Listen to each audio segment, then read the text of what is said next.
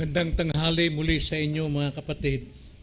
Kanina po umaway tayo at naalala ko yung pong salitang Jehovah para po sa ating mga baguhan, bagong dalo, maaaring sa atin lahat na hindi pa naunawaan. Ang Jehovah po ay pangalan ng Diyos. Sa Biblia po, ang Diyos ay tinawag na Elohim. Ibig sabihin, hindi siya nag-iisa, kundi alam natin itong doktrina ng Trinity. Tatlong persona sa isang Diyos, pero hindi yun ang kanyang pangalan. Tinawag din siyang El Elyon, pero hindi yun ang kanyang pangalan. Tinawag siyang El Shaddai, pero hindi yun ang kanyang pangalan. Ang kanyang pangalan ay pinahayag ng Diyos kay Moises sa Exodus chapter 3 ay YHWH. Wala pong tawag nito, panay consonants, walang vowels, sapagkat sadya po talagang hindi ma-pronounce ng mga Hebreo ang pangalan ng Diyos, sapagkat sino mang magtangkang i-pronounce ang pangalan ng Diyos ay namamatay o mamamatay. Kaya po sa Hebrew, nilagyan po ito ng vowels, kaya naging Yahweh. Yahweh. Nilagyan ng A-E, yung vowels na Yahweh. Kaya sa Bible po sa Pilipino, sa Tagalog, Yahweh. Pero mula po yan sa Hebrew word na Yahweh. Ngayon, pagdating po naman sa Latin, ay tinawag na Jehovah. Kasi yung Y po sa language po ng Latin is J. Tapos yung W is V. At yung kaya ginawang Jehovah, yan po ay simula lamang tawagin yung pangalan ng Diyos na YHWH ng Latin ay noong 1300. At yun ay ginamit po sa Latin. Pero sa Hebrew ay Yahweh. Kaya ginawang Jehovah po talaga, ginamit natin yung transliteration ng Latin word. Kaya hindi po ibig sabihin mga Jehovah tayo. Kundi tayo po ay naniniwala sa pangalan ng Diyos na Jehovah o Yahweh. Kaso lang ginamit po na pamag at title ito ng relihiyon. So, wag po kayo magugulat kung nababanggit natin yung Jehovah. Ibig sabihin, the Lord. Sa Tagalog po ay Panginoon. Ibig sabihin po ng Panginoon, tagapagligtas na walang hanggan. Jehovah means Savior, everlasting Savior. Yahweh means everlasting Savior. So, nawa po, maunawaan natin yan. Hindi po tayo Jehovah's Witness, kundi kinikilala natin that the name of our God is Jehovah, or rather Yahweh, or YHWH. Ngayon po, dumako tayo sa isang nakakapangilabot na napapakinggan sa mga tao at maging sa mga totoong Kristiyano. Hindi natin pwedeng pag-alinlangan ang umaangkin ng Kristiyano. Yung pong sila po ay nananakot ng ganito. Naku, ito na naman. Darating na naman yung the big one. Ano nang gagawin natin? Now, yan po ay tanong at takot, pangingilabot ng hindi nakakilala sa Diyos. Pero pagdating po sa totoong Kristiyano, sa colloquial salita, nakakainis. Hindi po dapat mamutawi sa totoong Kristiyano na may pinanghawakang the faith. Alam na natin yon. Yung ating pananampalataya, the attributes of God and the order of salvation. Kung alam mo kung sino at ano ang iyong panampalataya, hindi dapat lumabas sa ating bibig, ano kayo mangyayari kapag nalindol na? Saan tayo pupunta? Ano mangyayari? Maguguno ng mundo. At balita sa atin, sa mga balita, darating ang the big one. Now, tignan natin sa salita ng Diyos. Kung ikaw isang totoong Kristiyano, hindi dapat mamutawi sa iyo yung ganitong salita. Sapagkat pinahihina mo lamang yung loob ng iyong katabi, ng iyong pamilya, ng iyong mga anak. Dapat pa ngang magpakita tayo ng totoo na tayo ay walang kinatatakutan sapagkat ang Diyos ay may kontrol ng lahat ng bagay. Na gusto kong basahin ang isang talata, Luke chapter 21 verse 11. Pero basahin natin ang context nito. Verse 5 hanggang 13. Ganito po ang pagkakasabi. Luke chapter 21 verse 5 to 13. Pero focus tayo sa verse 11 mamaya po. Ganito po ang pagkakasabi. At habang nagsasalita ang ilan tungkol sa templo, kung paanong ito'y napalamutian ng magagandang bato at ng mga handog ng kanyang sinabi. Handog ay kanyang sinabi. Tungkol sa mga bagay na ito na inyong nakikita, ay darating ang mga araw na walang maiiwan dito ni isang bato sa ibabaw ng kapwa bato na hindi ibabagsak. Kanilang tinanong siya, Guro, kailan mangyayari ang mga bagay na ito? At ano ang magiging tanda kapag malapit nang mangyari ang mga bagay na ito? At ang Panginoon ay nagdagdag at sinabi niya, mag-ingat kayo na hindi kayo mailigaw. Sapagkat marami ang darating sa aking pangalan na magsasabi, ako siya, at malapit na ang Panginoon, at huwag kayong sumunod sa kanila. At kapag kayo'y nakarinig ng mga digmaan, mga kaguluhan, huwag kayong matakot, sapagkat kailangang mangyari muna ang mga bagay na ito. Kailangang mangyari muna ang mga bagay na ito. Subalit, hindi pa ito ang wakas. Pagkatapos ay sinabi niya sa kanila, babango ng isang bansa laban sa bansa at ang isang kaharian laban sa kaharian o digmaan. Magkakaroon ng giyera. Verse 11, magkakaroon ng malalakas na lindol at sa iba't ibang dako ay magkakaroon ng tagutom at mga salot at magkakaroon ng mga bagay na kakilakilabot at ng mga dakilang tanda mula sa langit. Subalit bago mangyari ang lahat ng mga bagay na ito ay pagbubuhatan nila kayo ng kanilang mga kamay at uusigin. Dadalhin kayo sa mga sinagoga, sa mga bilangguan, at ihaharap kayo sa mga hari at sa mga gobernador dahil sa aking pangalan. Ito ay magiging pagkakataon upang kayo ay magpatotoo. Ito ang salita ng Panginoon. Tayo po ay manalangin. Panginoon, ang salita ninyo ay katotohanan. At ang katotohanan lamang siya makapagpapalaya sa amin kung kami ay patuloy na sumusunod, nagmamahal sa iyong salita, sapagkat malalaman namin ang lahat ng katotohanan ito. Palakasin po ninyo, patibayin po ninyo ang pananampalataya ng inyong mga tao ngayong umaga sa pamamagitan ng kapahayagan ng iyong katotohanan, walang iba kundi ang iyong banal na salita. Ito ang aming dalangin sa pangalan ng Panginoong Hesus. Amen. Now, bago natin basahin muli ang verse 11, isang araw, habang pinagmamasdan ng mga apostol, ng mga alagad, ang napakagandang templo ng Diyos sa Jerusalem,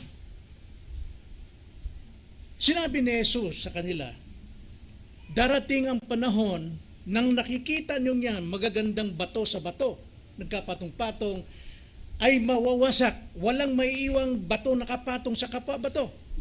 Darating ito, kung tinatawag yan, ay the Great Tribulation. At kasabay nito, binanggit pa ng Panginoon ang iba't ibang palatandaan. Tulad ng sinabi niya, darating ang panahon na magkakaroon ng digmaan. At nangyayari sa ating panahon yan. Magkakaroon ng lindol. Hindi dapat katakataka yan. Sapagkat sinabi na ng Panginoon. Magkakaroon ng tagutom. Gutom ang Pilipinas ngayon. At magkakaroon ng iba't ibang salot, iba't ibang karamdaman, cancer, ano pa man. Nandyan na lahat yan. Sa gitna ng mga nakakatakot na pahayag na ito ng Panginoon, nais pakita ni Lucas, ang may akda ng aklat na ito, na ang tunay na mananampalataya ay hindi dapat natitinag sa mga bagay na ito. Dahil alam niya ang isipan ng Diyos nasa Kanya. God is in control. God is a sovereign God. At binibigyan tayo ng wisdom and knowledge tungkol sa mga bagay na darating sa pamagitan ng Kanyang salita nung tayo po'y natubos, katulad kanina sa Sunday School. Hindi tayo ignorante sa bagay na ito. Sapagat may katiyakan ang mga tunay ni Kristiyano that God is in control. Siya ang may control ng lahat ng bagay. So ang layunin dito ni Lucas sa kanyang pagkakasulat na ito ay hindi para takutin ang mga mananampalataya, kundi ang mananampalataya ay pinatitibay sa kanilang matatag na pananampalataya kay Kristo. Si Kristo po ang lahat-lahat sa buhay natin. At yun ang layunin ni Lucas, na si Kristo ang may ganap na kapangyarihan sa lahat ng bagay. If you're a Christian, then kilala mo dapat si Kristo. May takot ka, yes, sa mga pagguho, pero hindi yung takot na parang walang pag-asa. Mayroon po. Lahat ng ito nasa kontrol ng Panginoon. Pinahintulot niya ito sa dahilan, at yan ay malalaman natin dito. May dahilan bakit nangyayari ang mga bagay na ito. Kaya nga pinamagatan ko ito, kapayapaan sa gitna ng kaguluhan. Now again, basahin natin ang verse 11. Ganito po ang pagkakasabi ng Panginoong Hesus. Magkakaroon ng malalakas na lindol at sa iba't ibang dako ay magkakaroon ng tagutom at mga salot at magkakaroon ng mga bagay na kakilakilabot at ang mga dakilang tanda mula sa langit. Sa kabila ng lahat ng nakakatakot na lugar na ito, ang sabi po dyan, yan ay dakilang tanda mula sa Diyos. Mula sa langit. Hindi po aksidente na mangyari ang lahat ng kaguluhang ito. Yan po'y dakilang tanda ng Diyos at ang tanda yan ay dapat malaman ng lahat ng nilalang. Kaya nga po, upang malaman ng lahat ng nilalang, lalo na sa mga Kristiyano, ay tignan natin ang realidad ng mga bagay nito. Una, sa verse 11 po tayo nakatutok, lahat po ng pangyayaring ito ay realidad ng mga kaguluhan sa sanlibutan.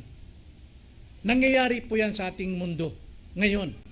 Simula pa po sa Old Testament, mayroon ng digmaan, mayroon ng gera. Sapagkat ang Old Testament na kasaysayan ay tumutungo sa katuparan sa New Testament, and that is our time.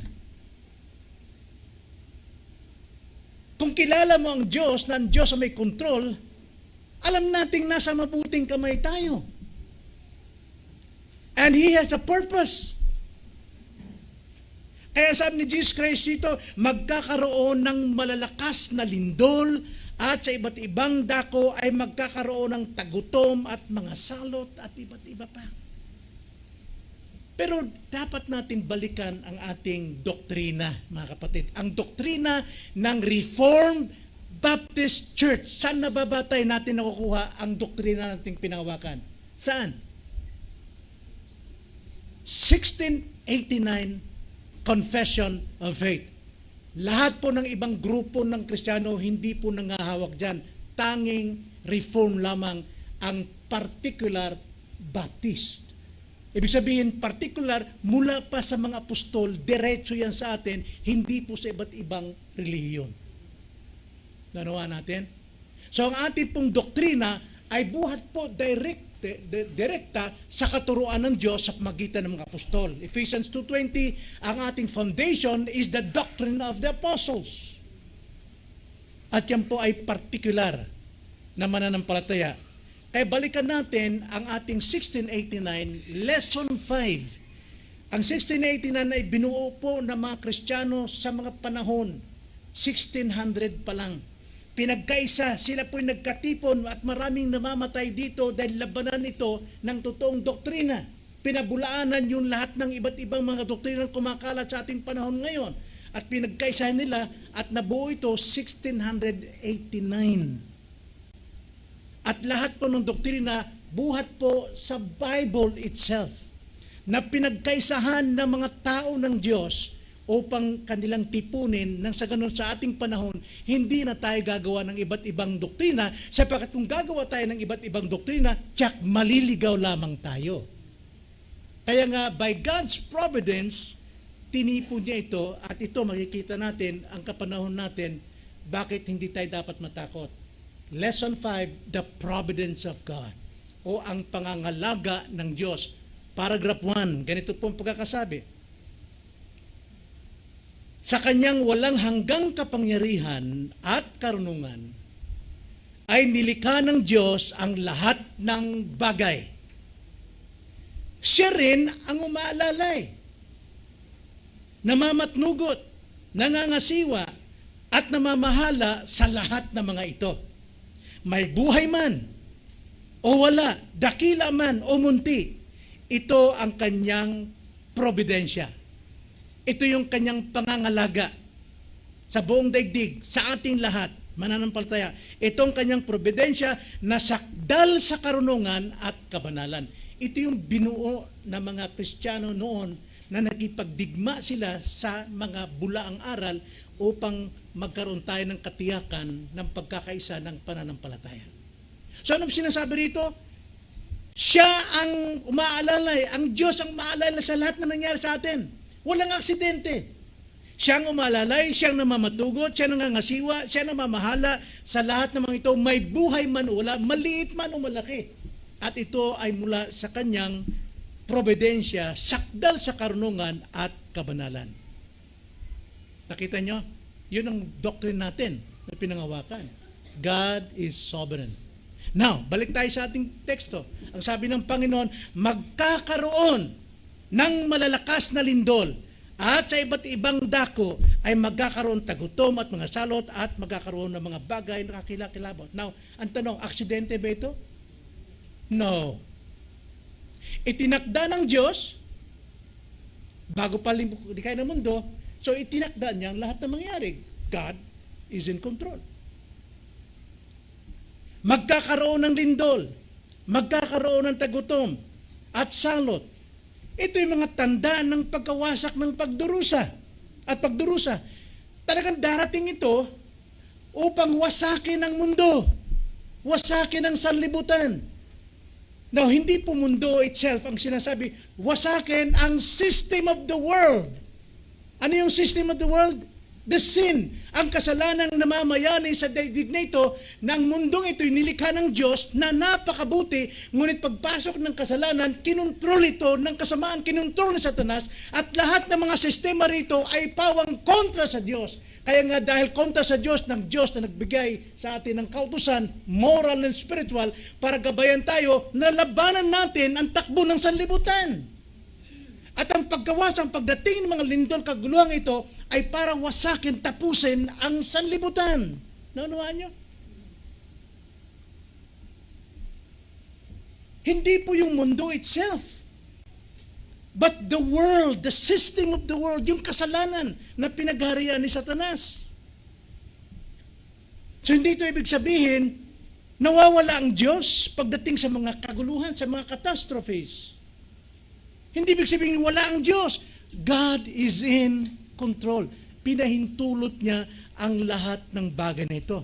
Ito'y paalala at pagkasira ng mundo dahil sa kasalanan. Kasalanan ang naghahari ngayon dito eh. Kasalanan ang naghahari sa ating gobyerno, sa ating trabaho, sa ating pamilya.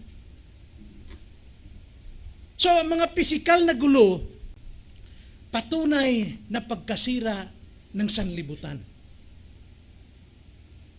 Babala ito ng Diyos upang ang tao ay magbalik loob sa Kanya. Ang sabi ng Panginoon, huwag kayong padaya sapagkat maraming darating na ako daw siya. At maraming tatawag sa akin, Panginoon, Panginoon. Panoorin niyo sa television. Pagka may lindol, doon tumatawag, Jesus, Jesus. Well, totoong nasa kanyang puso yun, pero hindi niya kilala si Jesus. That's blasphemy. Thou shalt not use the name of the Lord in vain. Kasalanan yun. Sino lang binigyan ng karapatang tumawag Abba Father sa Kanya?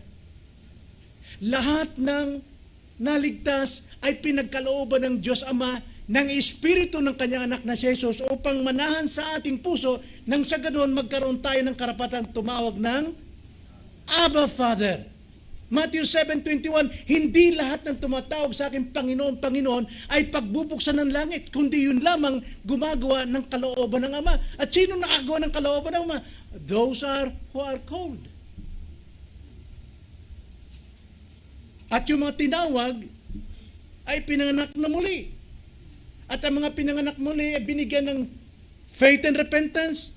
At lahat po na nag-repent and believe in Christ, sila po'y kinonvert ng Panginoon. And those who are converted are justified. And those who are justified, they become sons of God, children of God, adopted.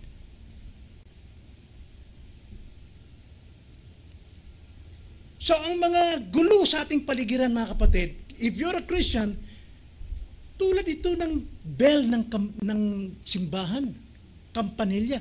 Pag yan ay pinatunog na, ibig sabihin, maghanda kayo, may dumarating na tsunami. Babalay ito.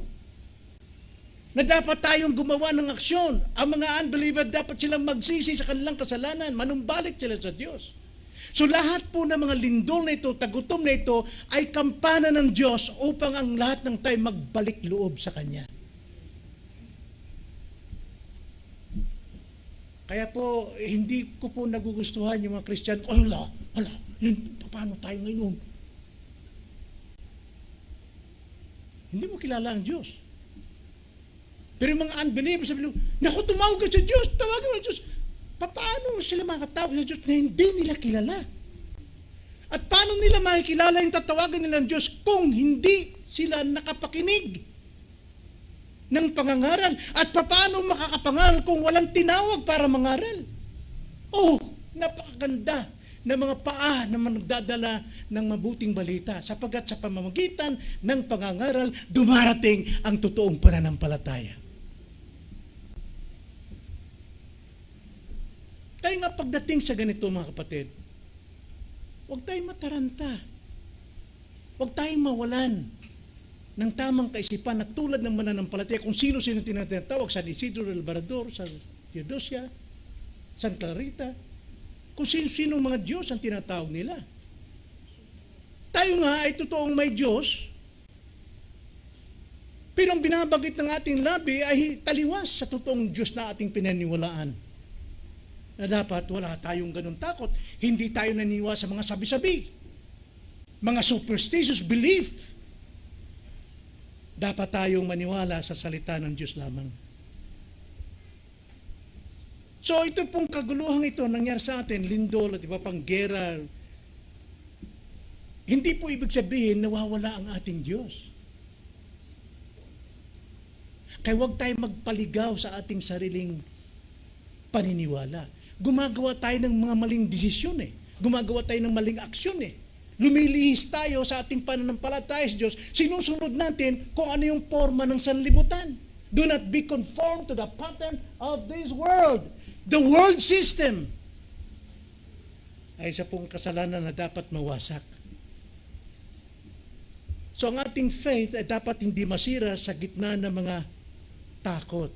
Bagkos, dapat tumitibay tayo sa gitna ng mga pagsubok. Diyan nakikilala ang totoong Kristiyano Pagdating sa pagsubok, lalabas yung totoong kulay. Kung gaano katibay ang kanyang pinanghawakang the faith. Kung totoo ang ating panampalataya, hindi ibig sabihin ligtas tayo sa mga sufferings, sa mga trials, sa mga pagsubok sa buhay. Hindi ibig sabihin na hindi na tayo daranas ng ganong pagsubok, kundi bagkus pinatitibay ng Panginoon. At ang pagsubok na dumarating sa atin ay parang apoy na nagliliyab. Ang sabi nga ni San Pedro sa kanyang sulat, 1 Peter chapter 1 verse 6 to 7, ganito ang sabi ni Peter, sa ganito kayo'y nagagalak. Saan? Sa pagsubok. Dapat daw tayong magalak. Bagamat ngayon sa sandaling panahon ay kailangan ninyong magdanas ng iba't ibang pagsubok upang ang kadalisayan ng inyong pananampalataya, totoong pananampalataya is dalisay, pure, holy. Hindi yan ating kinagisnan na pananampalataya. Ang faith na yan is given by grace, God's grace. Upang ang kadalisayan ng inyong pananampalataya na mas mahalaga kaysa sa gintong nasisira, bagamat ito'y sinusubok sa magitan ng apoy, ay mauwi sa kapurihan, kaluwalhatian at karangalan sa pagpapakita ni Jesucristo. Ang totoong mananampalataya pagdating sa mga pagsubok, matatag, hindi nagpapakita ng walang pag-asar, takot na takot, kundi nakikita ng mga tao, ibang klase ang taong ito. Matatag siya. Nagbibigay ng luwalhati sa ating Panginoon. At hindi lang yan, sabi ni James chapter 1 verse 2, sa context po ng trials and temptations, mga kapatid, ituring ninyong buong kagalakan kapag kayo'y nahaharap sa sari-saring pagsubok. See? Hindi naman ibig sabihin pag may lindol, sarap. No. Ibig sabihin, alam natin ng Diyos ay bumibisita upang wasakin ang kasalanan ng mundo. Upang sumuko ang lahat ng mga tao sa Kanya. Kaya dapat tayong matuwa kapag may visitation ng Panginoon. Sa Psalms, ang sabi doon, pagdating sa mga lindol, unos, tsunami, that is God's visitation. Para wasakin ang kasamaan ng sanlibutan. Paano mo wasak ang kasamaan ng sanlibutan? Ang mga tao ay magsisisi, manunumbalik sa Diyos. Wasak ang kasalanan. Wasak ang kasamaan. Kaya sabi ni James, mga kapatid ko, ituring ninyong buong kagalakan kapag kayo'y naharap sa sari-saring pagsubok. Yamang inyong nalalaman na we know, alam na natin, pagsubok, na ang pagsubok sa inyong pananampalataya ay nagbubunga ng pagtitiis. So mayroon tayong patience. Hindi tayo taranta. Patience. Bakit po? Ano bang tanda ng isang taong o Kristiyano may patience? Verse 4. At inyong hayaan na malubos ang patience ng gawa nito. Gumagawa pala ang patience sa atin. Ano itong ginagawa nito? Upang kayo'y maging sakdal at ganap na walang anumang kakulangan. So yun po yung palatandaan. Pag may patience tayo, tayo po ay hindi perfect, pero ganap, matured sa ating pananampalataya. So, pagdating po sa mga pagsubok, makikita nyo kung anong klaseng Kristiyano ka. Kristiyano kang totoo pero mahina. Dahil gumagawa ka ng ibang desisyon, gumagawa ka ng ibang hakbang. Ang iniisip mo pang sariling kita. Hindi mo nasusunod ang kalooban ng Diyos na dapat maluwalhati ang Diyos sa buhay mo sa gitna ng mga pagsubok. Imbes na pagdating sa pagsubok, lalo tayong kumakapit at lumalapit sa Diyos. Gumagawa tayo ng sarili ng hakbang na papalayo sa Diyos. Yan ba'y Kristiyano? Kulang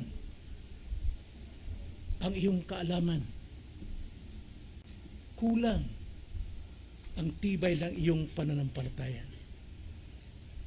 Kaya nga, ang ating pananampalataya ay hindi dapat nasisira sa gitna ng mga pagsubok sa trials and temptations na dinadanas natin.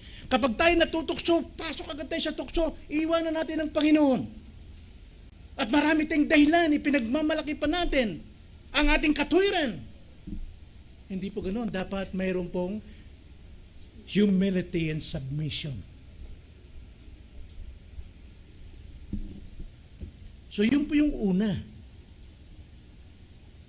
Yung realidad ng kaguluhan sa sanlibutan. Yan po yung kampana ng Diyos para tayo magsisi sa ating kasalanan. Sa mga tao manumbalik sa Diyos. Ikalawa, ang realidad ng kalituhan at takot ng mga tao. Again, basahin natin ang ating teksto. Verse 11. Magkakaroon ng malakas na lindol at sa iba't ibang dako, magkakaroon ng tagutom at mga salot, at magkakaroon ng mga bagay na kakilabot. Mga kapatid,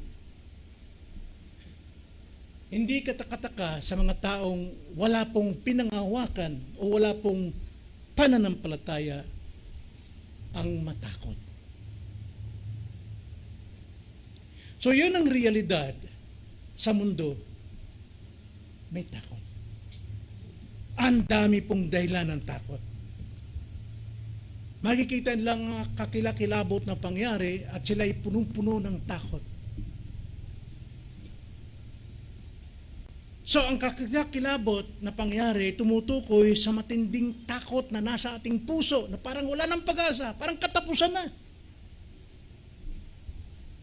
Makita natin ang kaguluhan ng mga tao. Kahit lang sa YouTube, ang gulo na. Kuditan yata na. Nangyayari ang lahat ng yan, that is kampana ng Diyos para gisingin ang mga taong namumuhay sa sanlibutan, sa sistema ng mundo. Ngunit dito sa gospel ni Lucas, ang takot ng mundo ay laging kabaliktaran sa pananampalataya ng mga Kristiyano. Yung takot ng sanlibutan, kabaliktaran ng pananampalataya ng mga anak ng Diyos. Ang takot ng mga makasalanan ay bunga ng kawalan ng katiyakan ng kanilang buhay. Ano kaya mangyari? Ang kapayapaan ng mga banal, ng mga Kristiyano, ay bunga ng pagkakilala nila sa Diyos. Na ang Diyos ang may kontrol ng lahat ng bagay.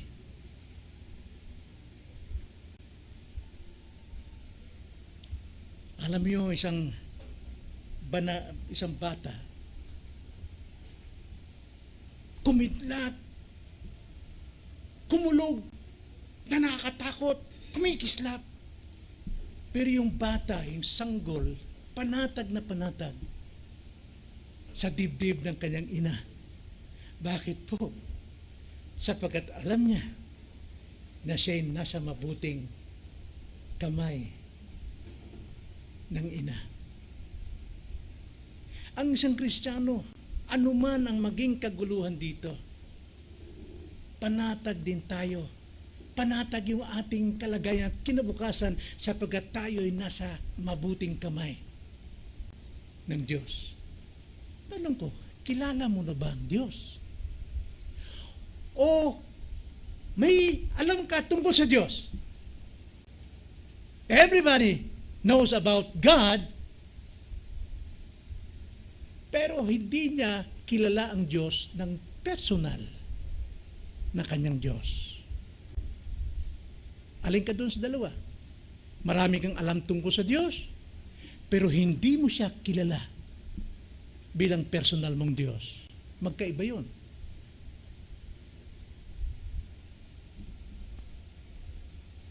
Tulad ng aming kapitbahay dyan, Violet. Si Mama tuwing umaga, maraming tumatawag Lola.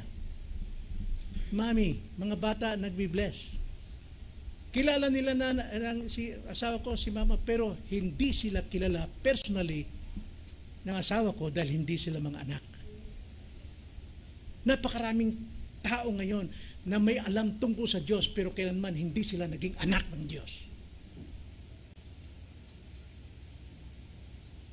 Magkaiba po yun.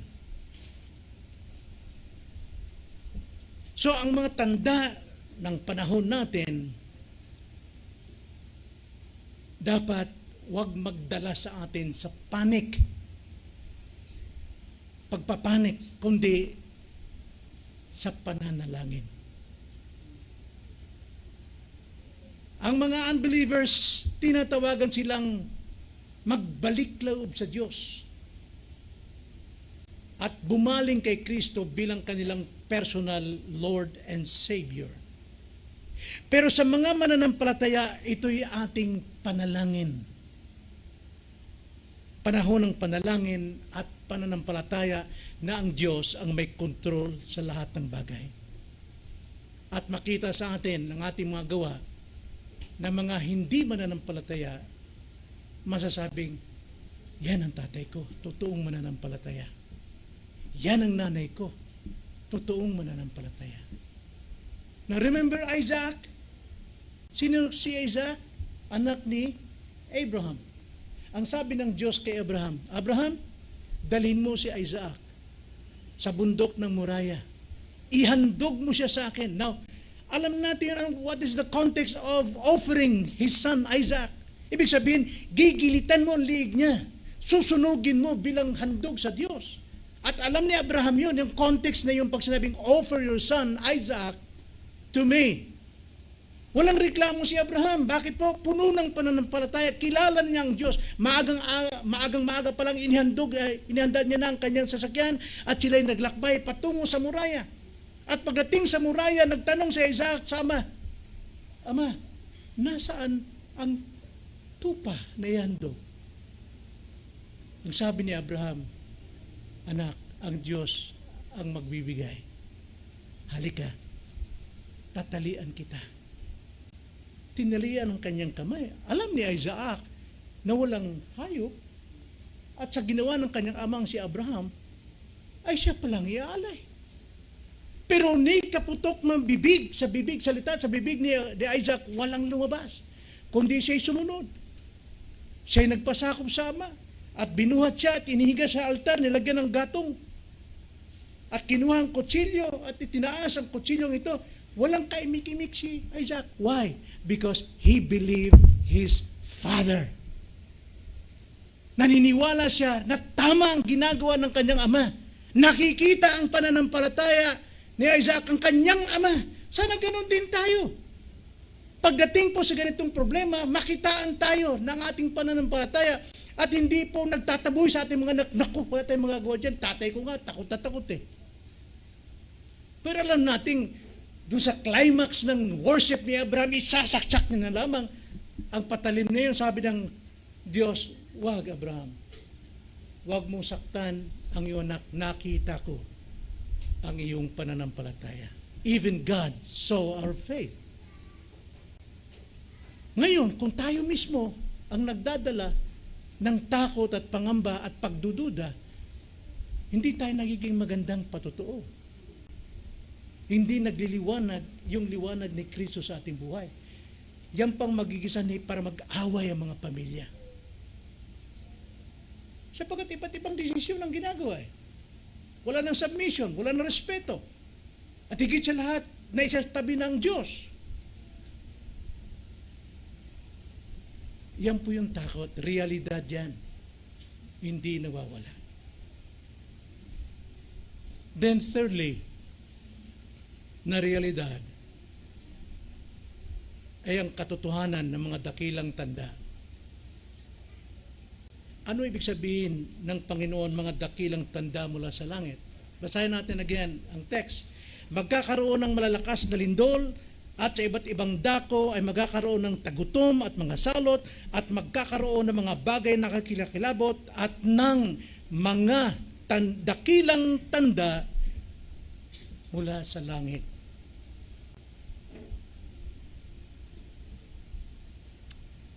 Imbis na tayong mga Kristiyano ay makitaan ng kalituhan, takot at mga pag-aalala, dapat makita sa atin ang katatagan at kapayapaan sa gitna ng kaguluhan ng mundo. Huwag tayong maging sanhi ng kahinaan sa pananampalataya sapagkat ang ating naranasan ay dakilang tanda ng Diyos mula sa langit. May layunin siya. Gaya ng nabanggit ko kanina. Ang mga dakilang tanda ng Diyos sa langit ay nagpapakita ng kanyang pagkasoberano na siyang may kontrol ng lahat. Siyang may kontrol ng buong kasaysayan. Walang nalilingid sa kanya. Walang nakaraan. Walang kinabukasan. Lahat ay pawang kasalukuyan sa Diyos. Kaya walang natatago sa Diyos. Ang lahat ng ito ay hindi aksidente. Ito'y bahagi ng kanyang plano upang ipahayag ang kanyang kalawalatian at katapusan ng kasamaan sa mundong ito. Lahat po ng gumagawa ng kasamaan yan, antayin natin ang layunin ng Diyos at plano ng Diyos. Matatapos din yan. Sapagat Diyos ang nakaupo sa trono hanggang ngayon. So ang mga palatandang ito, ang mga tanda nito ay patunay na si Kristo ang Panginoon. He is Jehovah. He is the Lord. Ang pangalan ng Diyos ng kasaysayan. Ang mga tanda na ating naranasan ngayon ay pawang invitation, pawang paanyaya sa pagsisisi at pananampalataya sa lahat ng mga tao.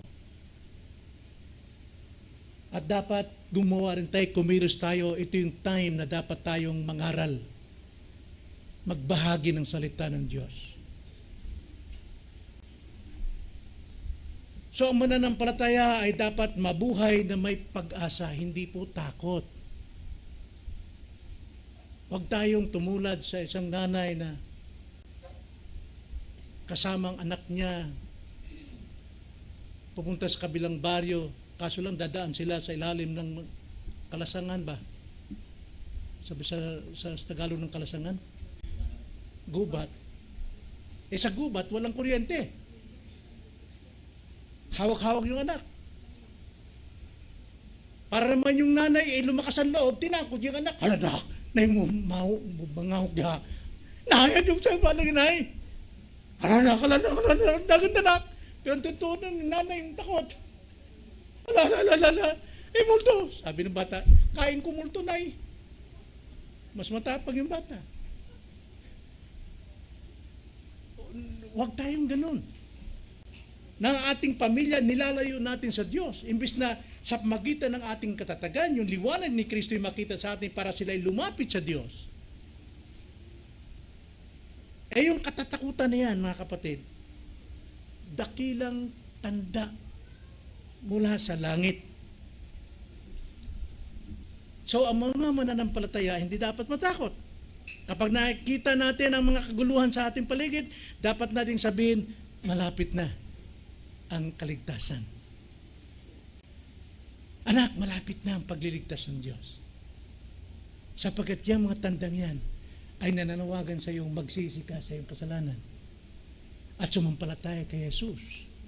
Hindi titigil yan hanggat hindi ka nagpakababa, magsisi at sumampalataya. Nagtataka ba tayo kung bakit yung ating karamdaman hindi matapos-tapos? Mayroon kang karamdaman ngayon, bukas iba na naman. Why? Aksidente ba yan? Nagkataon ba yan? And we know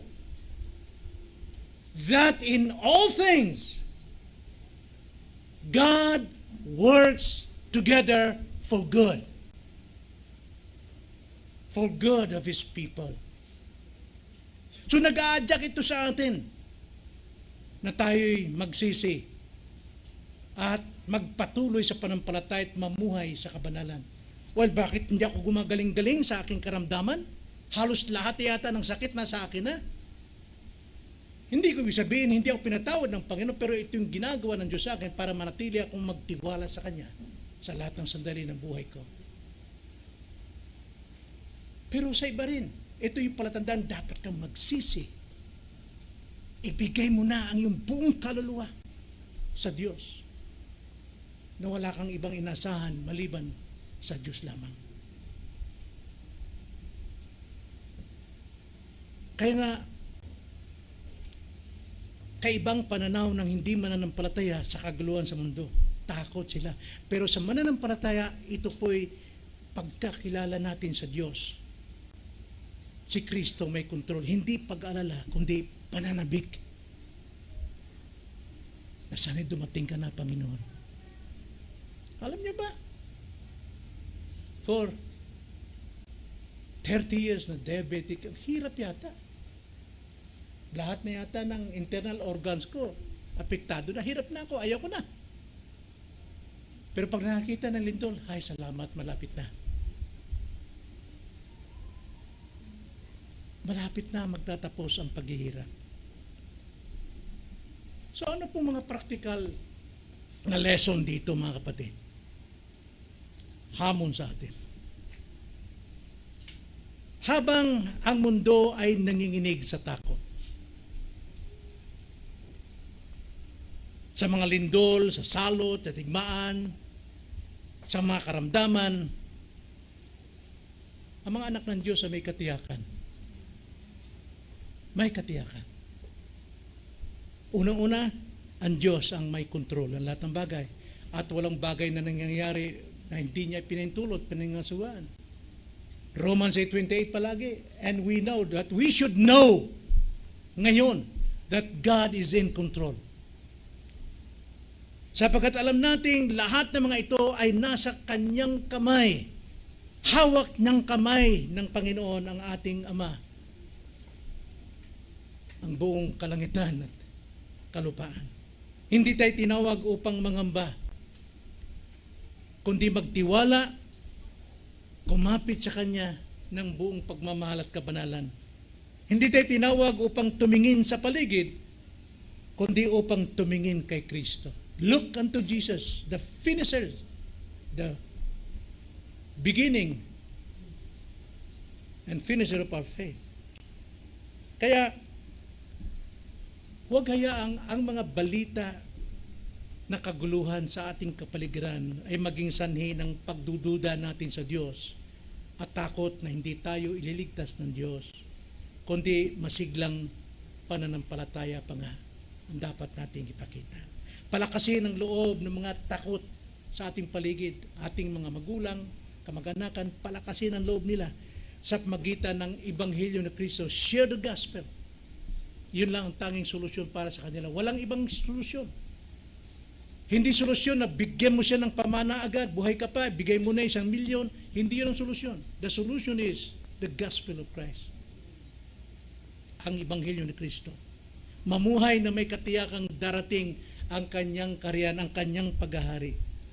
Kaya nga, ang sabi nga sa Luke chapter 21 verse 28 nating babasahin, ang sabi rito ni Jesus Christ, kapag nagsimulang mangyari ang mga bagay na ito, tumingala kayo at itaas ninyo ang inyong mga ulo sapagkat malapit na ang katubusan ninyo. Katubusan po ng kasamaan ng mundo. Katubusan ng ating kaluluwa, nangyari na po. Tapos na. Pero ang katubusan natin dito sa mundo, mangyayari na. Wala nang pag-iyak, wala nang pagluha, wala nang pagdududa. Kasama natin ang Panginoon sa kanyang kaharian. Kaya nga si Kristo ang ating kapayapaan sa gitna ng kaguluhan.